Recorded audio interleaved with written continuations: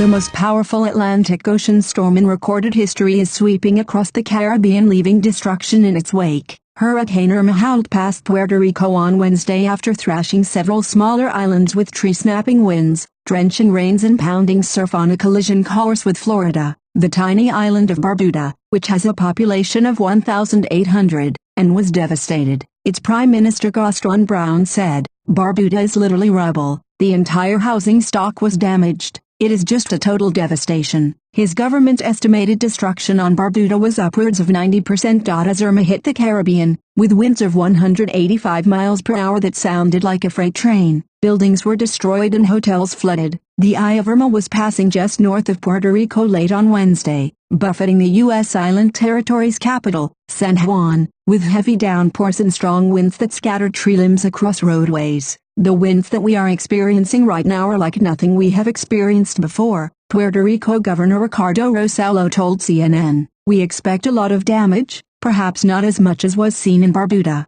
British tourists were evacuated from the region or hunkered down amid warnings the storm was potentially catastrophic. So far 7 deaths have been reported, 6 in St. Martin and 1, a 2-year-old child, in Barbuda. As the Caribbean takes stock of the trail of devastation, Florida is preparing for a potential direct strike. The eye of the hurricane passed over Barbuda at around 1:47 a.m., 5:47 a.m. British summertime. Thousands of people have been evacuated as the hurricane churns a path, also taking in Puerto Rico, the Dominican Republic, Haiti and Cuba before possibly hitting Florida over the weekend. Boris Johnson, the Foreign Secretary, said the government was in touch with British overseas territories caught up in Irma, and was doing everything we can to help those afflicted. Officials in Puerto Rico had warned people to seek protection from Irma's onslaught in a statement that ended with, "May God protect us all." The hurricane is so strong that it appeared on equipment designed to measure earthquakes, and has the potential for coastal storm surges of up to 20 feet, 6 meters, above normal tide levels. President Donald Trump has declared emergencies in Florida, Puerto Rico and the U.S. Virgin Islands, while authorities in the Bahamas said they would evacuate 6 southern islands. A mandatory evacuation has been ordered from Florida's Key West and Miami Beach,